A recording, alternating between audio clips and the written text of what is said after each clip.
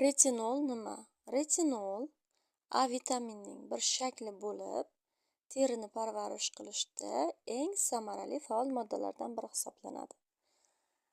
Retinol qanday ishlaydi va u nima? Retinol teriga chuqur kirib boradi va hujayralarning yangilanish jarayonini tezlashtirib beradi. Retinol ajinlarni kamaytiradi, teri rangini bir xil qiladi, aknega qarshi, ya'ni husnbuzarlarga qarshi kurashadi, kollagen ishlab chiqarish jarayonini tezlashtirib beradi va pigmentatsiyaga qarshi kurashadi. Shuning uchun retinolni albatta olib ishlatib ko'ring.